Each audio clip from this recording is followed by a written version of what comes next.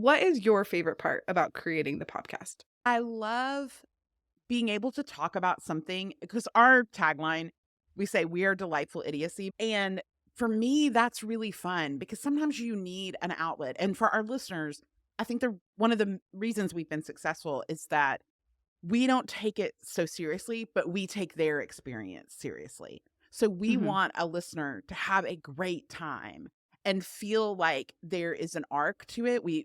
I like that we have a rhythm to the work. People can know what to expect. They're like, I know that right now we're going to do an A segment, then we're going to do lights, then we're going to mention Amazon or whatever.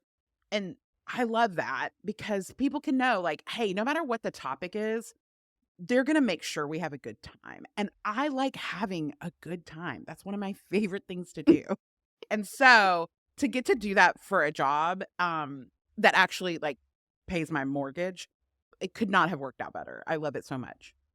Yes, I love it too. And it definitely comes through that y'all are having a good time because Yeah. I think when you guys have a good time, it's so much easier for us as listeners to have a good time. Yes, and when you do it this long, sometimes that can be a lot of labor because you can't it's hard to surprise Knox anymore. It's hard for him to surprise me because we've made literally thousands of hours of content. But when we can hit a topic that's just ridiculous enough where we wander off in the best way, and we wander off a lot and not all of it produces comedy, but when we can, we know that the listeners are going to be all in and we can tell cuz that episode lots of shares, lots of replies, lots of comments. And then we take that and we put it on the whiteboard to go, okay, that hit in a different way. And so, but we also want to make content we like. But I think that's one of if I were giving tips to, well, I've given tips to lots of people who started podcasts, but one of them is don't do what you like.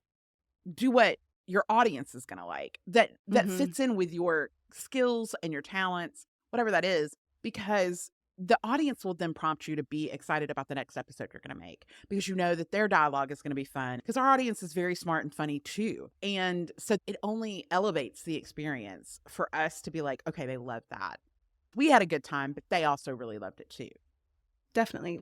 Truly, I get that question a lot. Like, how do I know what my audience likes? And the best part is just to experiment, try things, and then see Yeah. what hits. And then when that hits, do it again.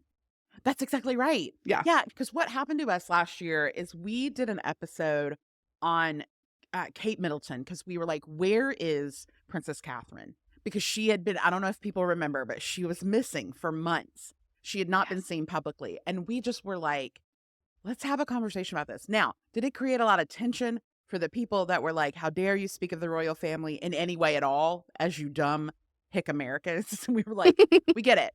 But that episode went through the roof for us. There were a lot of hate listens, but our own audience was like, "Oh, I liked understanding that." I think that's the other thing is like sometimes you're in a topic that you think, "Oh, everybody knows this already."